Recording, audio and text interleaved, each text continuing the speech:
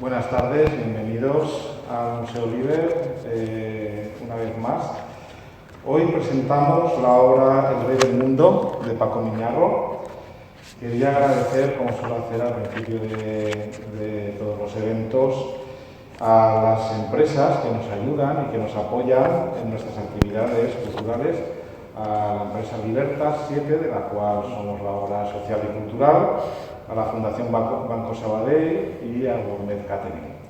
También quería agradecer a Ediciones Matrioska, que ha editado este libro que presentamos hoy. Sí, es que yo tengo la edición previa para poderme leer para hoy. Al editor Rubén Legidos, que nos acompaña en la mesa, y bueno, a Paco Miñarro, por supuesto, que está con nosotros, y bueno, por supuesto a todos ustedes por acompañarnos esta tarde. Bien, adelantarles un poco de información sobre lo que estamos haciendo. A nivel de cursos, ya han empezado los cursos de alemán, los cursos de Tai Chi. Pronto empezaremos los cursos de yoga, también acabaremos el curso de Alejandro Magno que imparto y cuando lo termine empezaré un curso sobre historia de Roma, de historia de la República Romana, y también realizaremos un curso de historia del arte sobre el Renacimiento. También va a empezar el curso del taller literario de Sebastián Roa, que empezará el 11 de diciembre. Bien, presentar a Paco Miñarro no es fácil y entonces pues le pedí ayuda. Le dije, pues mándame una breve semblanza. Y entonces me mandó unas líneas que voy a proceder a comentaros. Es decir, no es culpa mía, ¿eh? Yo aviso. Es todo. Entonces me dijo, Paco Miñarro nació en Valencia en el 64 y es un ejemplo de lo que nunca debe hacerse para triunfar en la vida. En los 80 se dedicó al diseño gráfico, como casi todo el mundo, pero pronto abandonó los estudios y se aficionó a la alquimia y al cultivo de hierbas prohibidas.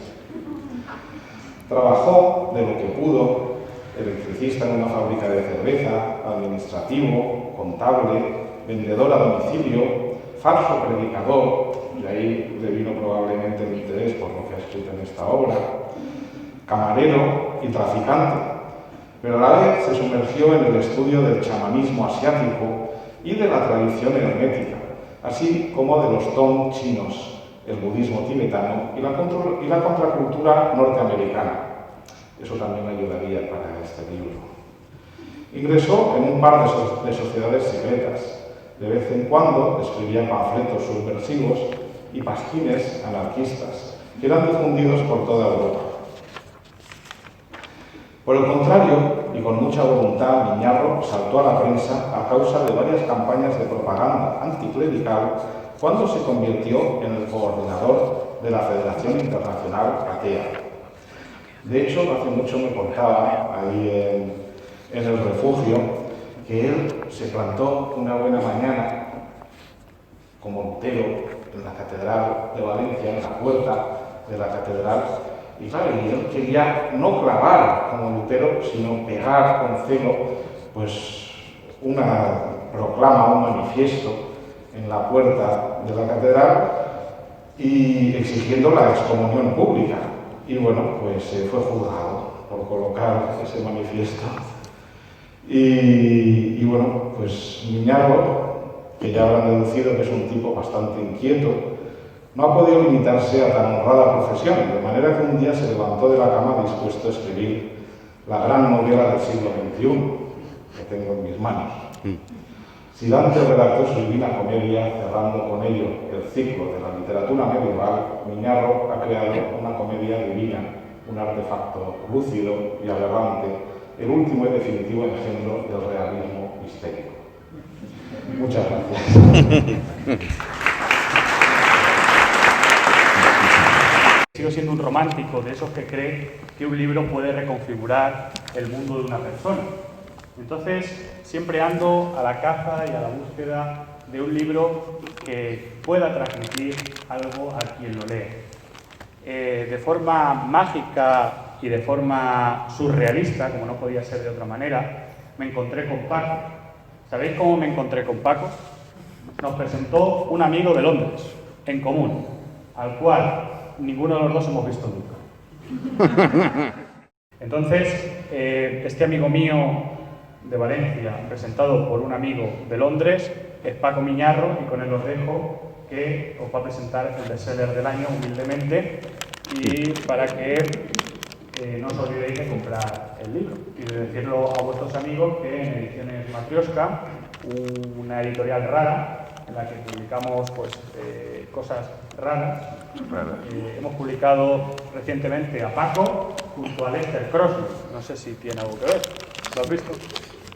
Pero también publicamos algunas cosas de Dios para que Dios y el diablo tengan espacio en todo nuestro catálogo.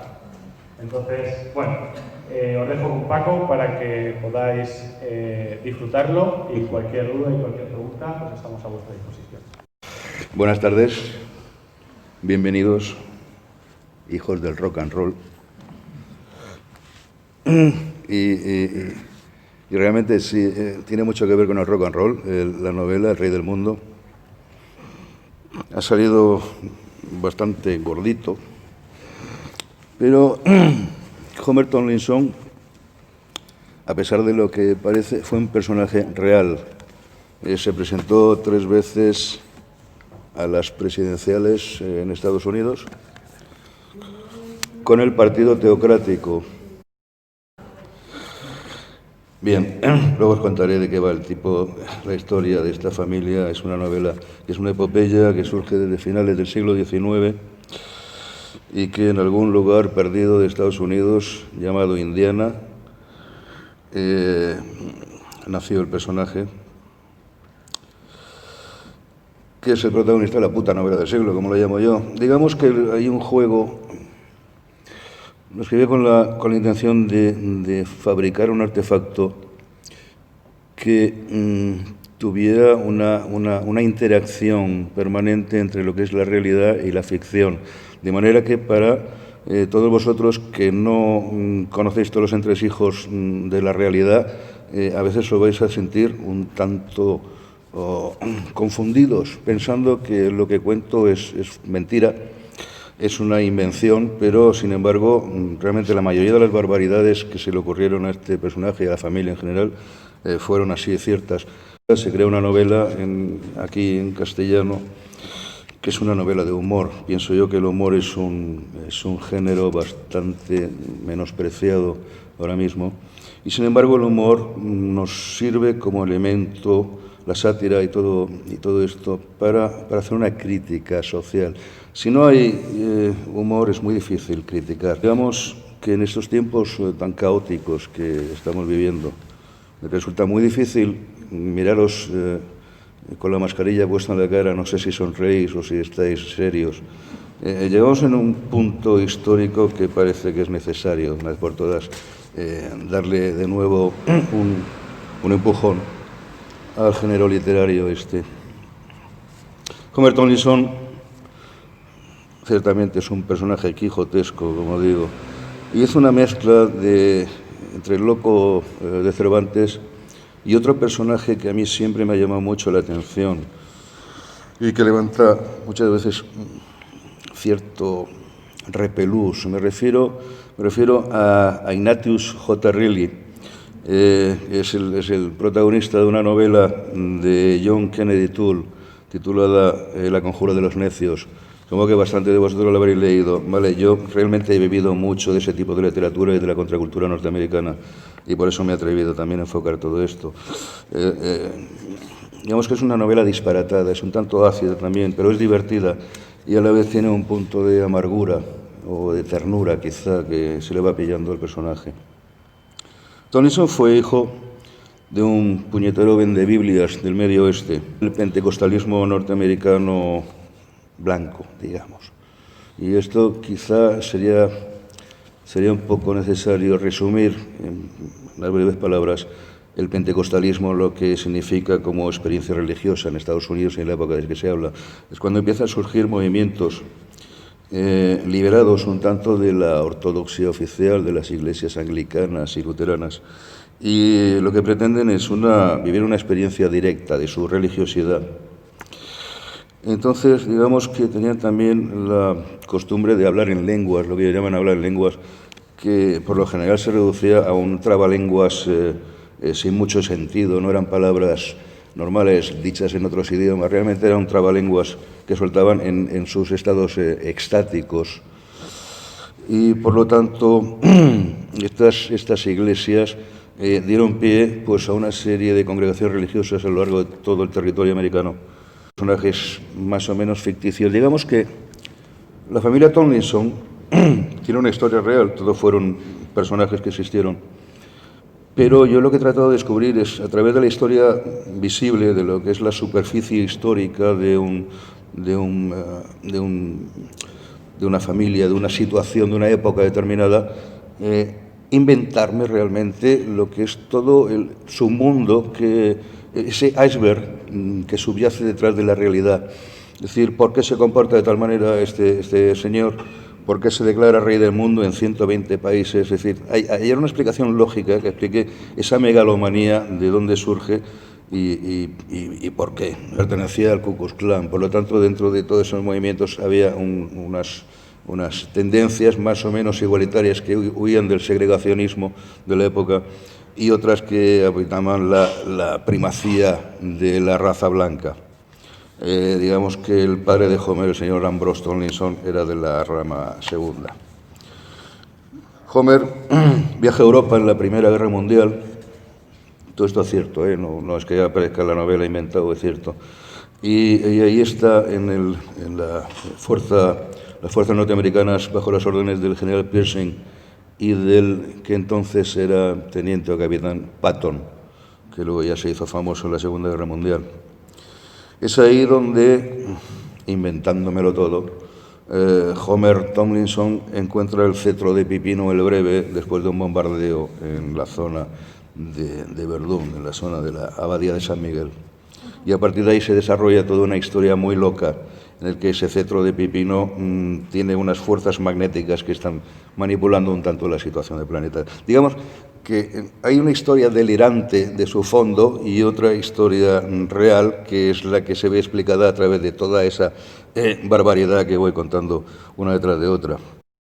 Y entonces se establece una gran batalla, una lucha entre Homer y su hermano menor Milton por heredar el control de la Iglesia de Dios. Todo esto es cierto. Todo esto se puede ver, es recortes de prensa de la época y veis ahí un poco lo que hay. Al terminar la guerra, Homer se instala en Nueva York y a partir de ahí se establece una eterna batalla entre hermanos, que además es un tema clásico, y entonces son un poco también jugar con los mitos clásicos de la historia con los que pretendió jugar y que se repiten a lo largo de toda la novela. Una novela que he querido hacer también con varios niveles de lectura. Digamos que se puede tener una lectura superficial, cualquiera puede leer la novela y reírse mucho con todas las disparatadas historias que cuentan. También hay una lectura psicológica de cómo se analiza la megalomanía de semejante personaje. A lo largo de Estados Unidos se corona rey del mundo en muchísimas ciudades americanas. Generalmente iba con una corona de cartón o de aluminio, iba con su sillita de playa en la que había apuntado con un bolígrafo: Homer Tomlinson es el rey del mundo, trono de David. Es decir, un personaje así. Incluso fue recibido en Marruecos por el que entonces era príncipe Hassan. Es decir, se presenta a las presidenciales en 3 ocasiones.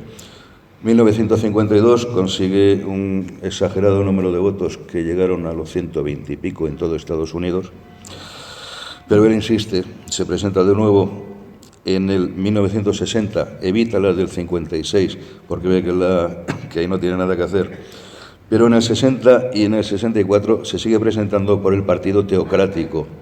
Su objetivo era acabar con la democracia, instalar una teocracia en la que la Biblia fuera el único código legislativo de Estados Unidos y finalmente del mundo, que es lo que aspiraba él, profeta del universo.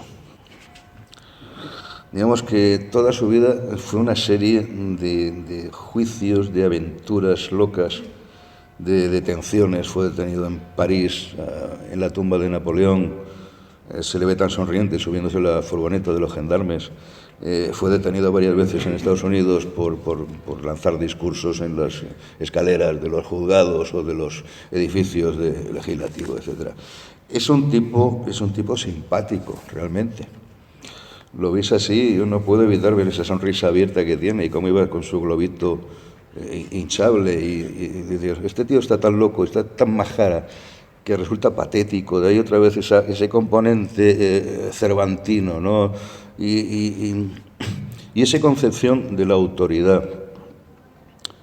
Si Homer Tomlinson se declara rey del mundo, quizás es que fuera el rey del mundo, porque si nos atenemos a lo que significa el concepto de autoridad, el poder, y en qué se basa, me viene a la mente el tratado de la servidumbre voluntaria de Etienne de la Boétie, que era un joven revolucionario del siglo XVIII, que decía justamente eso, que el secreto de la autoridad reside justamente en la aceptación de esa autoridad y en la sumisión a la misma.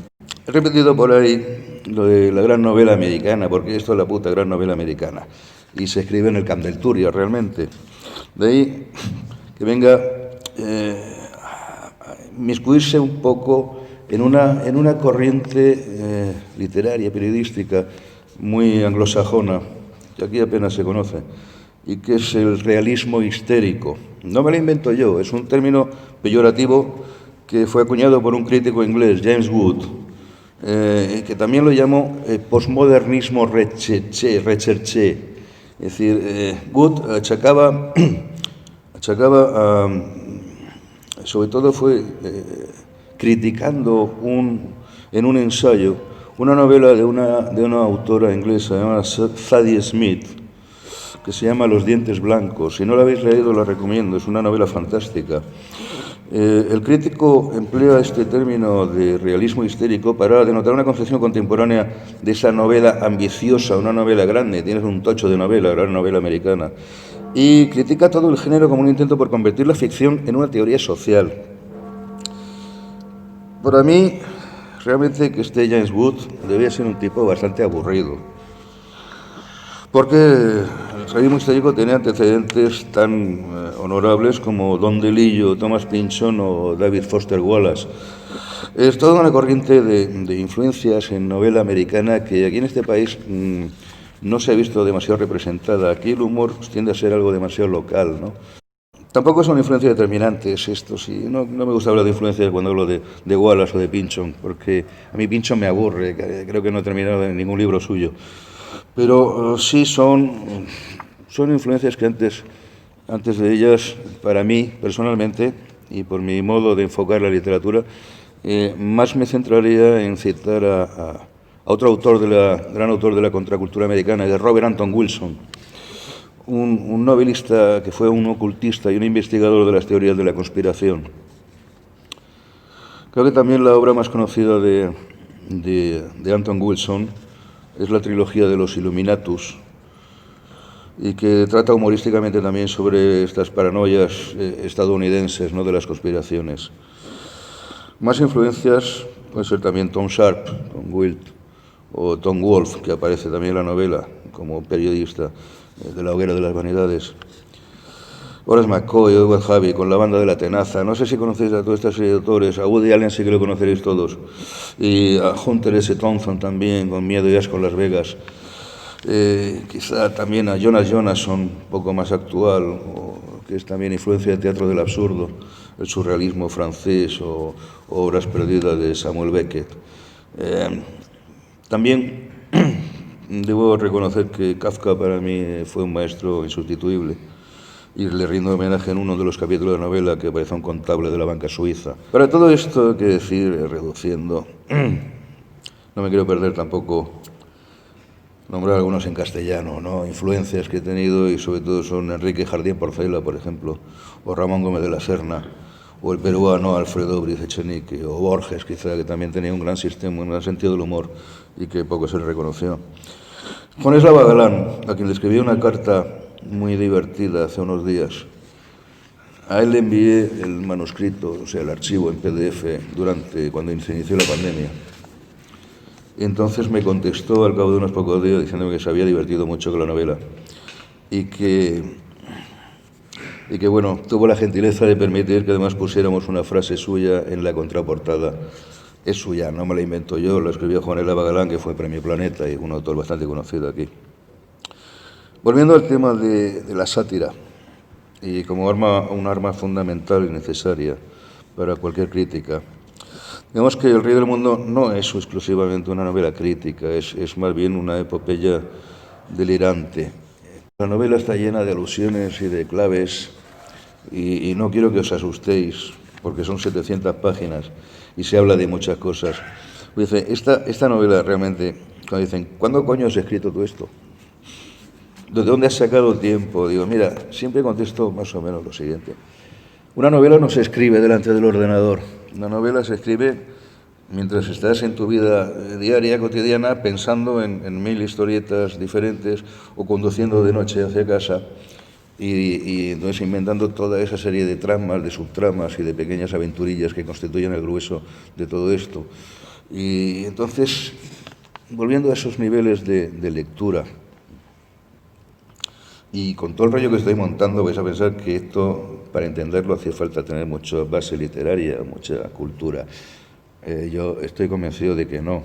Cualquiera puede empezar la novela y reírse mucho y da igual, que se pierdan ciertas referencias que al fin y al cabo no van a ninguna parte. Cada uno entenderá lo que tenga ganas de entender o lo que sea capaz de entender de la novela. Y esto ocurre con todas las novelas. En ese sentido es una obra abierta que debe ser interpretada como una novela de humor, de acción y de aventura, no es otra cosa. 4 partes equivalentes a las fases del proceso de la transformación de plomo en oro, la alquimia famosa de la Edad Media. Entonces, hay un proceso a lo largo de la historia, que empieza con la infancia, sigue con su madurez hasta llegar al grado más extremo de su locura al final de la vida, que es como ese proceso de individuación junguiano de Homer Tomlinson. Este tipo, cuando descubrí a Homer, de puta casualidad, viendo a ver los personajes más extravagantes de la historia americana, yo como pensé que este tío me trajo realmente, ¿cómo puede un chalado semejante que con esas aspiraciones políticas absolutamente locas, o sea, un desequilibrado que funda el partido teocrático, que se declara rey del mundo, allá donde va, que aspira a la presidencia, ¿cómo coño nos puede caer simpático? Y juro que para mí es un misterio, es simpático porque te ríes con él, llegas a entenderle e incluso llegas a estar deseando que triunfe en las elecciones del año 60. En manuscrito utilizo un truco que se ha utilizado bastante por ahí, otro elemento cervantino también, como esa descripción que hizo Cervantes del Quijote como escrita por un sabio morisco llamado Cide Hamete Benengeli, ¿no?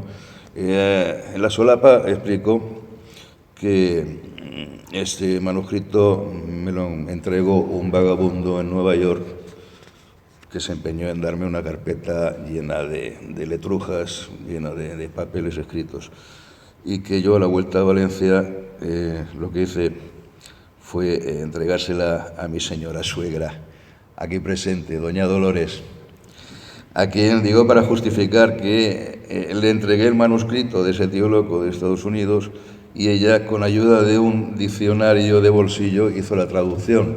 Por lo tanto, lo que estáis viendo no es un libro que haya escrito yo, sino que lo ha escrito mi suegra, en el fondo. Porque no sabe inglés y obviamente, no sé, se dedicó a inventar lo que ella tuvo a bien inventarse.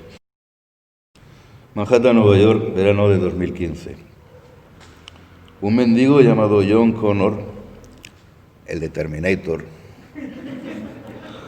y que afirma ser hijo de Odín, le entrega a Miñarro una abultada carpeta que contiene un manuscrito ilegible. Al regresar a España, este le encarga a su suegra que lo traduzca con ayuda de un diccionario de bolsillo. Doña Dolores hace lo que puede, pero como ignora por completo los misterios de la lengua inglesa, decide inventarse la mayor parte de toda esta historia. Y así se queda bien. Señora suegra, ¿se puede levantar, por favor? Levántese. Un aplauso. Doña Dolores.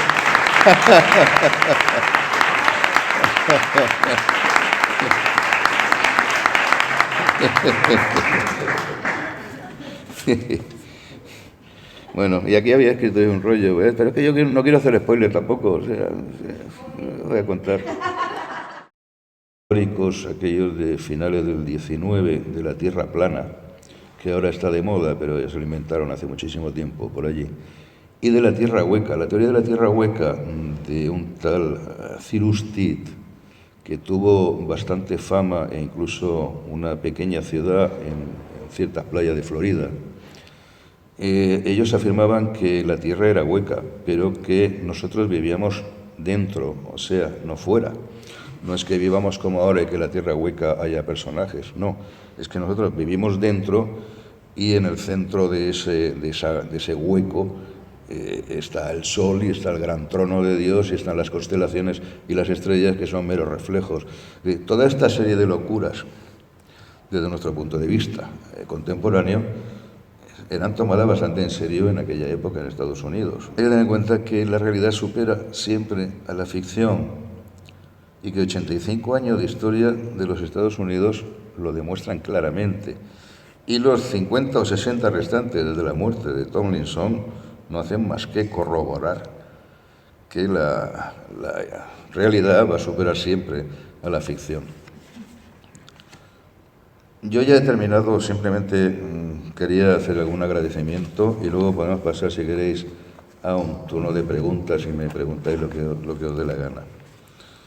Primero quiero agradecer a David Campari, de Milán, por la elaboración de su bitter, ya que fueron necesarias al menos bastantes botellas de litro para la redacción de esta novela. A Philip Glass también, porque las óperas minimalistas me han servido para elaborar junto a los efluvios del milanés de antes un compendio universal de burradas que están aquí en estas 700 páginas. Y también a mi compañera Rocío, porque ha aguantado durante bastante tiempo, los últimos 3 años, estado bastante centrados en elaborar todo esto, y sobre todo en los últimos meses de confinamiento es cuando me centré para terminarla. Rocío ha aguantado mis silencios y mis ausencias y mis manías y no puedo más que agradecerle profundamente su compañía y su apoyo. Y a mi madre, que me parió bastante bien, pienso yo, el guapo. También está ahí mi madre. Bueno, por favor, levántate, madre, porque si no te va a poner también.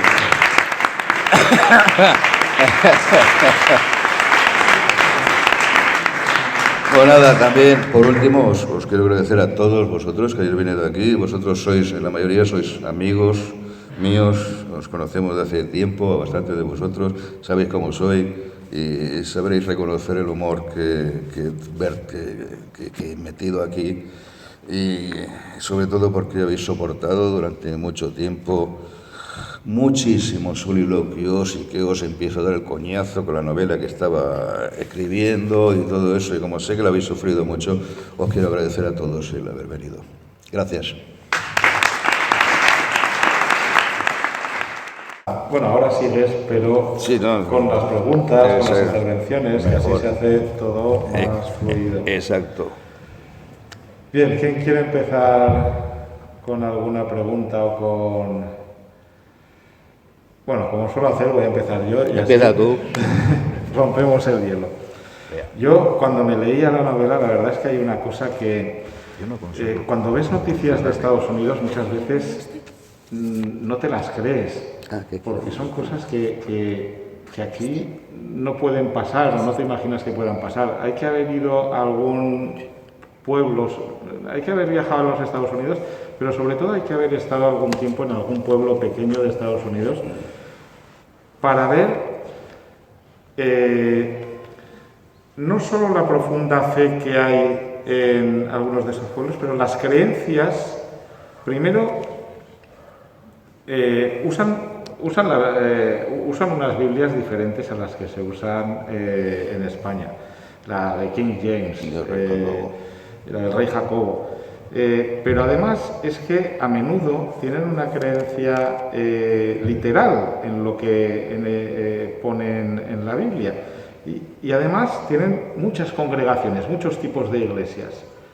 Y uno puede fundar su iglesia cuando le da la gana, en un bajo, en una casa, y bueno, pues si ponerse a predicar y nada, y si le siguen, pues crea su iglesia. Y si tiene éxito, pues si fuera una empresa, empieza a crear sucursales. Y esto es lo que vemos aquí en esta novela. Es la gran expansión de una iglesia como si fuera una empresa. Y es increíble porque, claro, yo sí que tenía un poco conocimiento pero aquí vemos el nacimiento de los telepredicadores hasta un punto, y vemos la fase previa desde el siglo XIX de la telepredicación, vamos, a mí me parece absolutamente increíble. Entonces me gustaría que nos hablases un poco más de eso, de cómo funcionaba todo esta tremenda expansión de las iglesias como champiñones y de los credos. Yo creo que tú sabes más de eso, ¿verdad? Porque Rubén es historiador también de los movimientos evangelistas. Y un poco lo que es también esa religiosidad norteamericana, la religión americana en sí, que tiene realmente un concepto clave, y es esa expansión que hacían ya mucho antes de la época del padre de Homer, a mediados sobre todo del siglo XIX, es cuando se forman grandes explosiones de religiosidad que parecen realmente el concierto de los hippies de Woodstock, ¿entiendes? O sea, reúnen días y días seguidos en las montañas rocosas, en enclaves absolutamente locos, llenos de predicadores, de gente sufriendo experiencias extáticas. No sé qué droga tomarían en ese momento. Me parece que habían bastantes setas por ahí alucinógenas. Verdaderos espectáculos. Era un espectáculo grandioso, debe haber. Esa libertad que tenían también fuera, porque Estados Unidos también se define por esa libertad que en Europa estaba realmente muy en poder de las iglesias establecidas, toda esa serie de manifestaciones religiosas individuales. Entonces, el individualismo americano es cuando también da pie a que toda esa serie de movimientos se desarrollen. Hay un ejemplo bastante, el de las serpientes, los predicadores de serpientes en Tennessee y en toda esta zona. Es decir, realmente que estaba prohibido, porque cuando iba al serio se iban todos corriendo, ¿no? Pero que sí que tuvo bastante auge eso de predicar con las serpientes enganchadas para que te mordieran. Porque había un versículo de Marcos que dice que tendrás poder sobre las serpientes y si bebieres veneno no te afectará, o sea, y serás salvo. Ese concepto de sentirse salvado, en definitiva, en el mundo, daba pie a que todas esas locuras justificaran ya, porque el pecado no existía. Decía al principio de la novela, ya lo cuento así, todo cristiano entregado en cuerpo y alma al movimiento de santidad que le llamaban, está por ello salvado y por lo tanto puede hacer lo que le dé la gana. Era un poco la locura también esta de... Aquí en Europa Calvino nos jodió bien la vida, la Inquisición nos jodió bien. Entonces, claro, estaban un poco liberados del tema y en la montaña rocosa ahí no había mucho... Pero habla tú, que al final me pongo yo a hablar. Bueno, aparte de editor, soy sacerdote anglicano. Entonces, cuando nos conocimos Paco y yo... Yo no me acabo de creer que me va a editar un anglicano. Entonces, bueno, básicamente eso de sacerdote anglicano, ¿qué significa? Bueno, soy un pastor protestante. Entonces estoy muy relacionado con el mundo protestante y esta obra no me es ajena. Para que lo entendamos bien, el calvinismo básicamente tiene que ver con la predestinación a la salvación. Pero una persona predestinada, una persona que ha sido elegida por Dios para ser salvo, Dios le va a proveer y lo va a bendecir. ¿Y cómo lo bendice? Pues con un Mercedes en la puerta. Claro. Entonces, la prosperidad es un signo de bendición de Dios. ¿Qué es un signo de maldición o un signo de que tú no eres un elegido? Pasar penuria. Entonces, ese concepto de predestinación, de eres un elegido de Dios, poco a poco fue perdiendo la connotación de Dios y se fue secularizando. Y entonces llegamos al concepto americano de que los americanos son los que salvan el mundo. Si vemos cualquier película de Hollywood, cuando llega el fin del mundo, ¿quién salva el mundo? Los americanos. Y de eso tiene la culpa Calvino. Los americanos se creen elegidos de Dios. Quizás esa creencia subyacente en la cultura fue lo que hizo también en los ingleses, que cuando estaban cayendo bombas nazis en el centro de Londres, no se rindieran y creyeran que podían salvar al mundo. Entonces, la religión no es tan ajena a nuestra cultura, no es tan ajena a nuestra forma de ser, aunque a veces nos consideremos que no tenemos nada que ver con ello. Por ejemplo, hoy hablaba con alguien y decía, ser español es ser católico, por mucho que no queramos, vivimos muchas cosas como católicos, en el sentido de, por ejemplo, la forma de ir a trabajar, el ocio y el negocio. El negocio es la negación del ocio. Ir a trabajar para nosotros muchas veces es un sufrimiento, es un sacrificio. Católico eso. Eso es católico.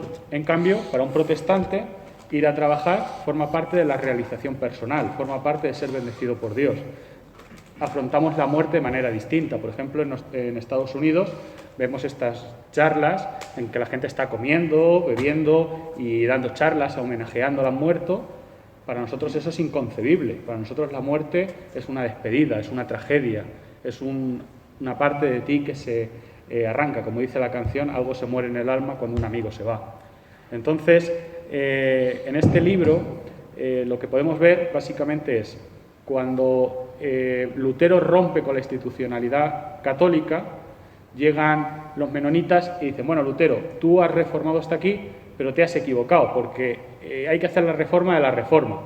Entonces, hace la reforma de la reforma. Y luego llega Calvino y dice, bueno, no, pero hay que hacer la reforma de la reforma. Entonces llega la Iglesia Anglicana y reforma lo reformado. Y llega John Wesley y reforma lo reformado. Y se van a Estados Unidos y entonces llegan los pentecostales y reforman lo reformado. Y así nacen movimientos infinitos hasta el día de hoy. Entonces, ¿qué podemos encontrar en Estados Unidos? La iglesia que quieras. O sea, tú puedes montar una iglesia en el bajo de tu casa, como nos comentaba Alejandro, o en un garaje, porque en el mundo católico la verdad y la belleza tienen que ir unidas, pero en el mundo protestante no. Como nos cargamos, tenemos que ser sencillos en nuestra estética eclesiástica, al final cuanto más sencillo sea, mejor. Entonces, en el bajo de mi casa, si yo tengo carisma, la gente me sigue.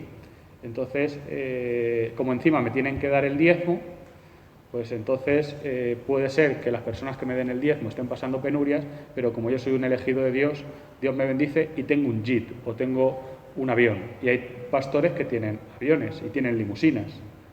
Y eso forma parte de la cultura americana. Son elegidos de Dios.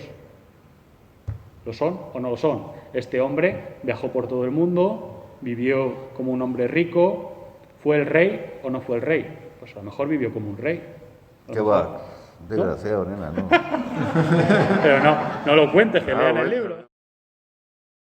Bueno, yo he podido leer la novela y he sobrevivido.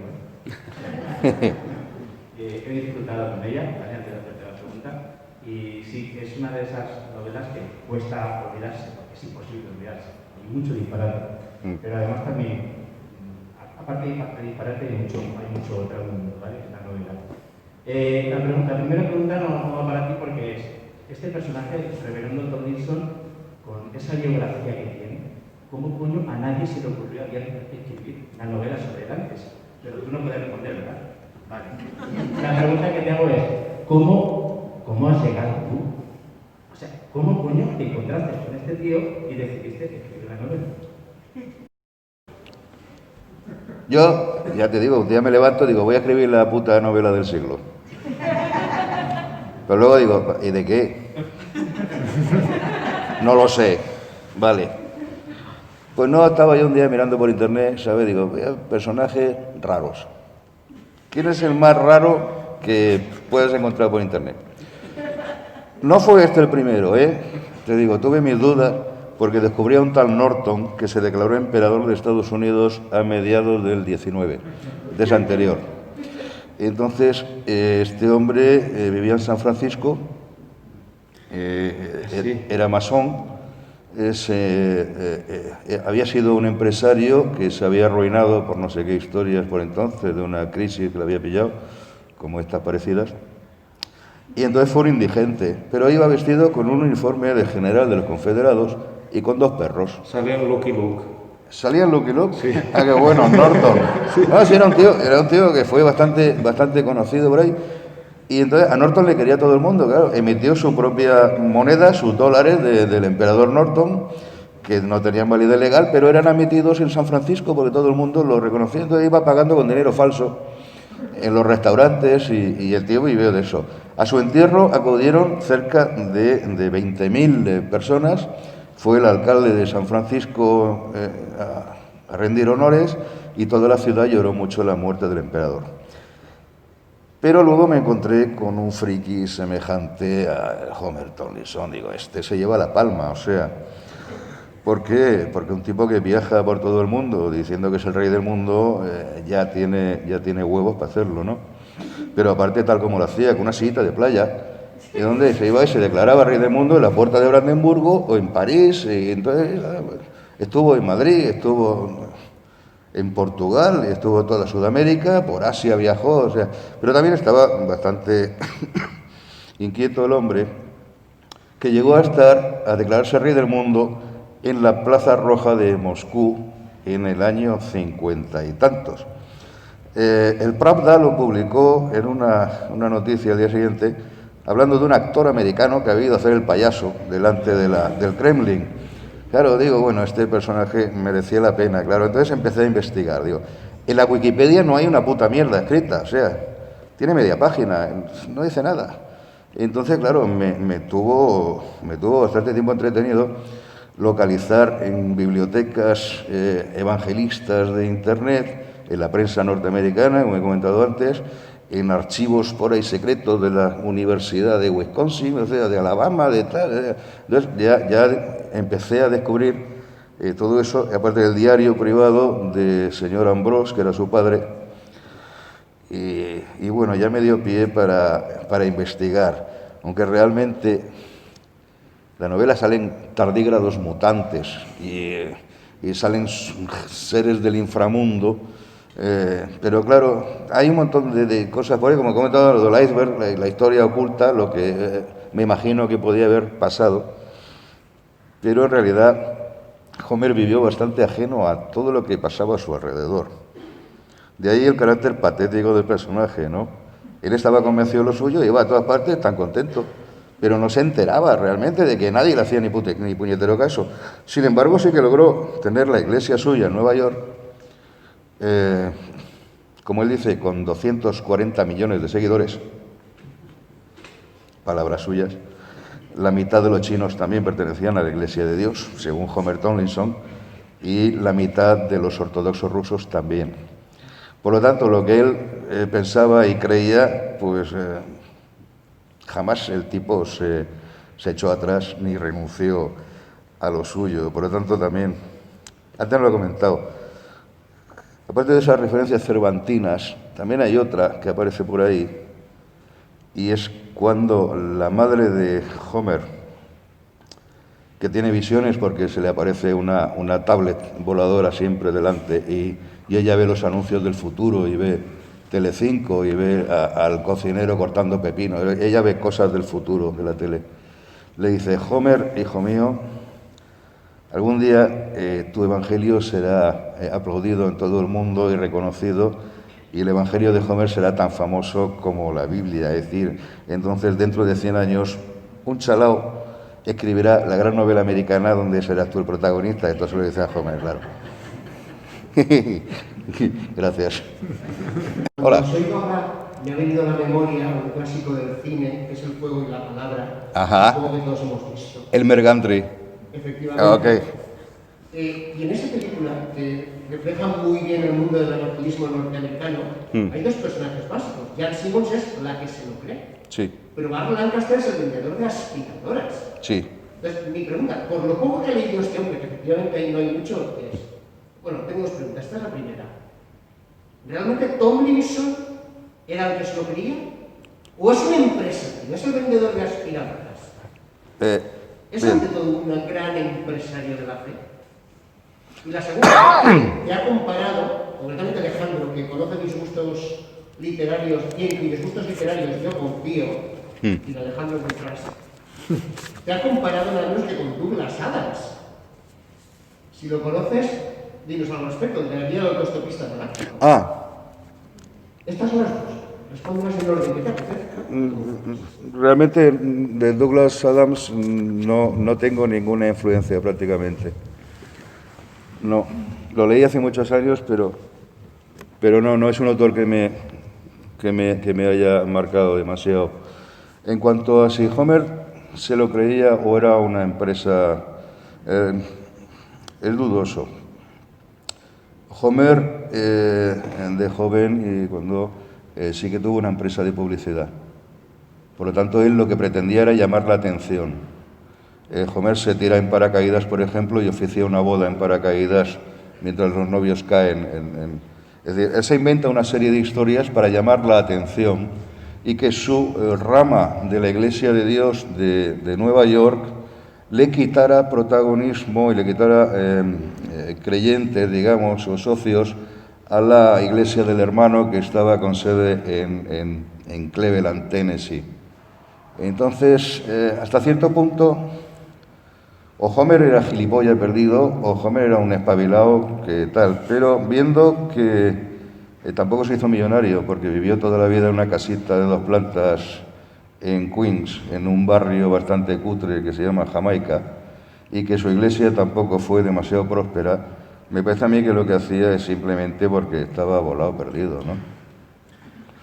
Otra cosa es que el elemento de sinvergüenza predicador, como el Mergantry, el del fuego y la palabra, sí que tiene su reflejo en la novela en los primeros tiempos, porque es el socio principal de su padre, de Ambrose Tomlinson, es un irlandés que se llama Benny.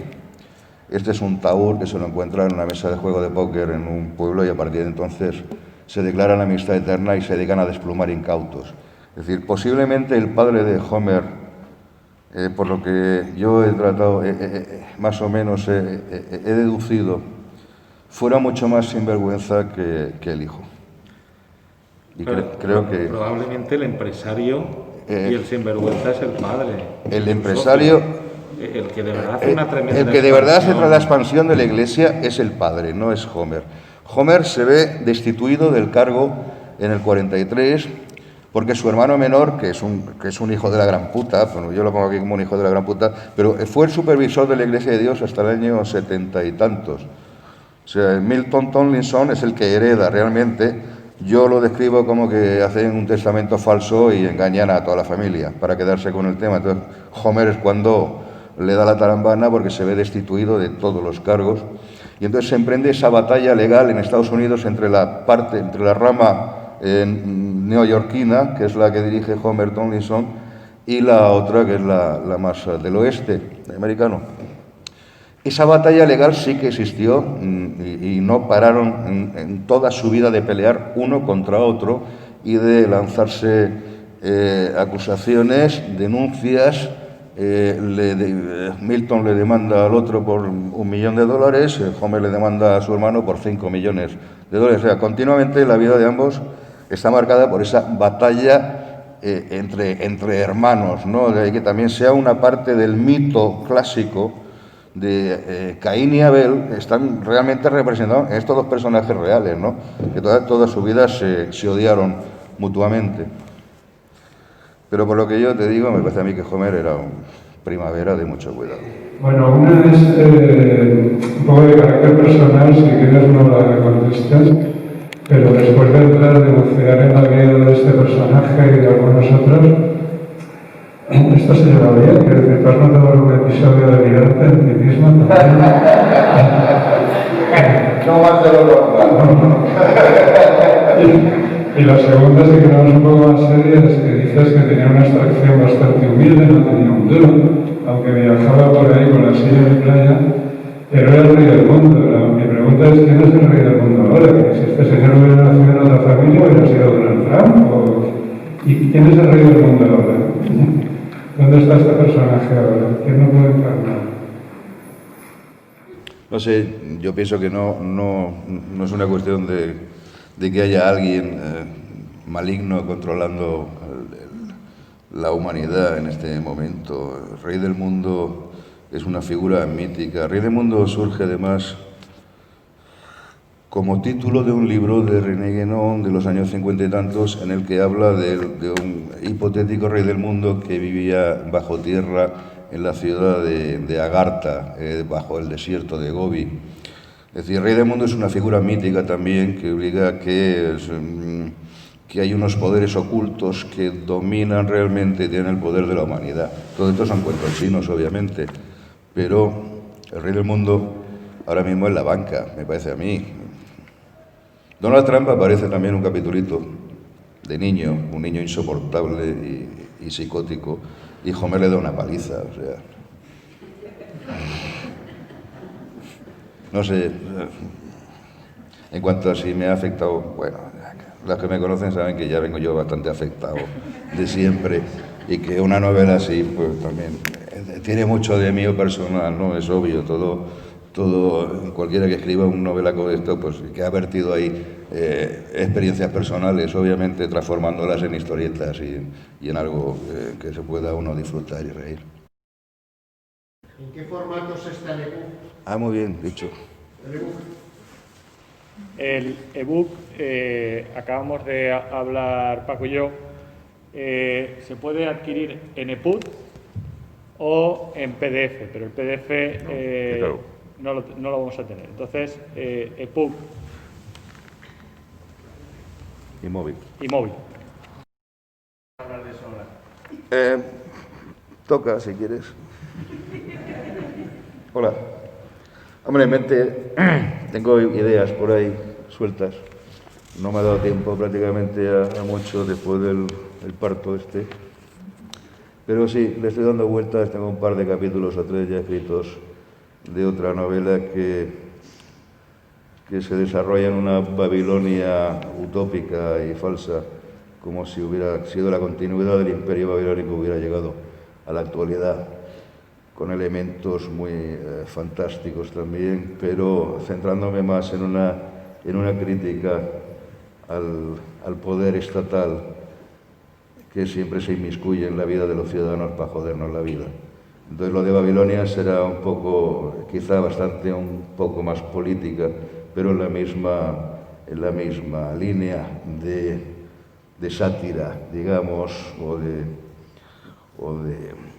comprensión de la realidad pasada bajo un filtro transformador, o sea, un filtro miniano y ya está. Dime. Una pregunta del sector público. Venga. Escucha una cosa. Yo, es que, bueno, el libro no lo he leído, pero he leído Francia. Hola. ¿Cuál es el componente anarquista de la novela? ¿Lo has leído? ¿Lo tiene? ¿Componente anarquista? Sí, algo, ¿no? Algo huele ahí contra ¿no? Lo que mismo me acabo de decir, ¿no? Contra el Estado, todo eso. Y luego también, antes de que contestes esa pregunta, yo quería también decir que no creo que en el mundo ahora unos países sean tan diferentes de otros en el sentido de que todos tenemos nuestros megalomas zumbados, ¿no? Quizás ellos ahora mismo tienen nada más de lado, aquí tenemos a unos colegas que se han pegado. ¿No? Bueno, pues eso. ¿Tiene componente en la persona, ¿no?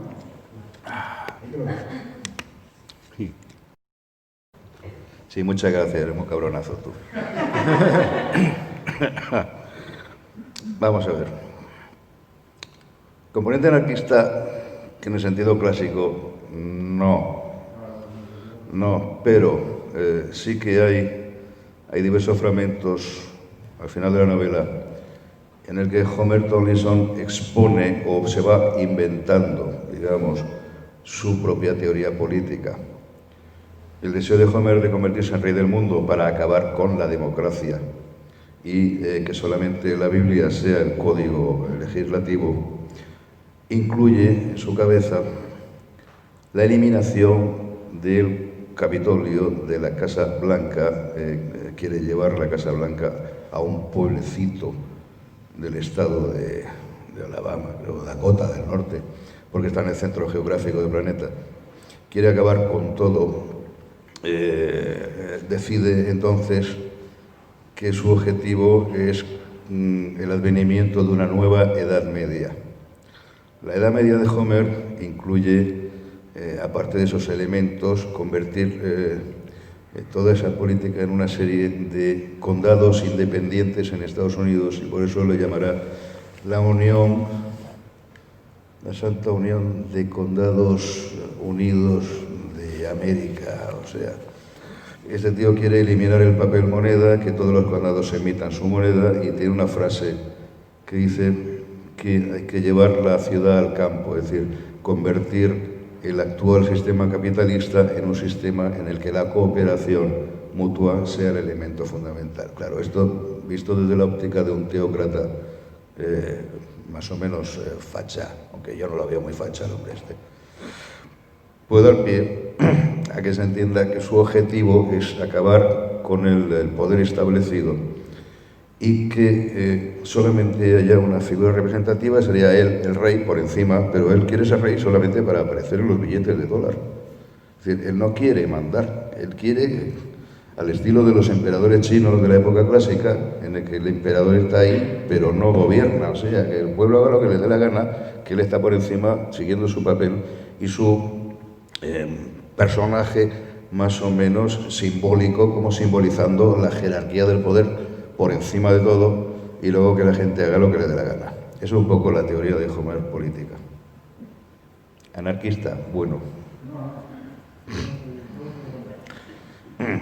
Básicamente quiere abolir las leyes, abolir los impuestos, sí, y abolir. Que la única ley sea la Biblia. Exacto, quiere abolir todos los impuestos.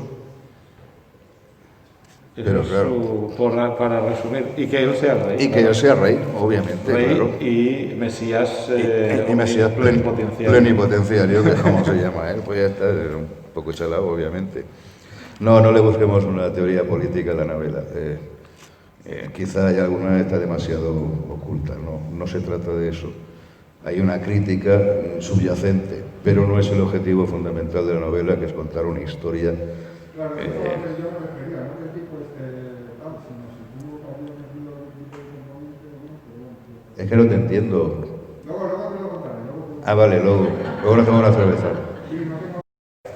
Quería hacer un apunte solo. A mí me gusta mucho, hay veces, como cuando aceleras el ritmo a nivel de estilo. Cuando va el padre de Homer, por ejemplo, a California y le roban sus narices la iglesia a uno que hay allí. Al negro. Al negro. Y bueno, pues monta, le dice que le va a hacer una visita, que va a hacer un sermón allí. No quiero contar demasiado, pero es que es muy interesante y además es un argumento de venta. Bueno, y cuando el otro acepta, no se fía demasiado, pero bueno, dice, vale, bien, que vengan estos de la Iglesia de Dios aquí a hacer un sermón. Y entonces montan 5 autobuses, encima venden las entradas, porque es que estos también son... les venden, los visten de romanos, de indios, porque no habían encontrado ropa de romanos. Los visten también de profetas, y van allí y hace un discurso absolutamente fantástico de pastor y bueno, y ayudado por su hija, ya no os diré cómo. Bueno, pues le roban sus narices su iglesia al pastor de allí, que hasta entonces tenía un éxito absoluto. Y entonces, a lo largo de esa escena, que es una escena, vamos, que vale su peso en oro, se va acelerando el ritmo del relato de una manera que al final ya son frases cortas y muy impactantes, que vamos, solo por esa escena ya vale la pena comprar el libro y leérselo, porque es absolutamente divertidísimo y con un ritmo trepidante. Y os voy a anunciar las siguientes actividades. El próximo 27 de octubre, que creo que será martes, presentamos el libro de Ricardo Salom, que está aquí entre nosotros, El Consulado de Francia en Valencia. Y el próximo 4 de noviembre tenemos el club de lectura Esta vez vamos a tratar Estudio en Escarlata de Conan Doyle, lo dirige Tony Zarza, solemos hacer clásicos. Y bueno, pues prever siempre que hay que reservar en nuestras actividades culturales para asegurarse la plaza y porque ahora pues es mejor hacerlo así. También recordarles que si quieren saber lo que hacemos en nuestras actividades culturales, pues nos pueden dejar su correo electrónico a la salida y así los ponemos en el mailing, que pueden saber lo que hacemos a través de Facebook, de Instagram, de Google, de nuestra web, que subiremos esta presentación a YouTube, a nuestro canal de YouTube, y ahí también están todas nuestras presentaciones, bueno, todas, no porque no lo tenemos al día, pero muchas de nuestras presentaciones y actividades culturales.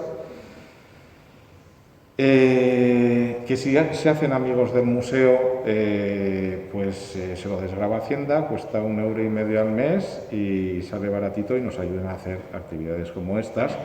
Y también hay una urna a la salida, cualquier ayuda, por pequeña que sea, pues nos ayuda también a mantener este museo y a hacer actividades culturales. A la salida, Paco estará encantado de firmar su libro. Y bueno, y luego seguiremos teniendo libros, bueno, volverán a llegar, si no llega para todos los libros, pues volverán a llegar más libros suyos aquí y podrán venir a comprarlos o pedírnoslos o como les han dicho, pues pueden dejar su dirección para que se los hagamos llegar más tarde. También está a su disposición mi libro que acabo de sacar, que no me lo he traído, pero que está allí, La historia en miniatura, Historia de Valencia, Historia de la Humanidad, a través de los soldaditos de plomo, a través de las miniaturas. A la salida, por favor, no se agolpen, intenten salir poco a poco y así pues mantenemos la distancia de seguridad. Muchas gracias y buenas noches.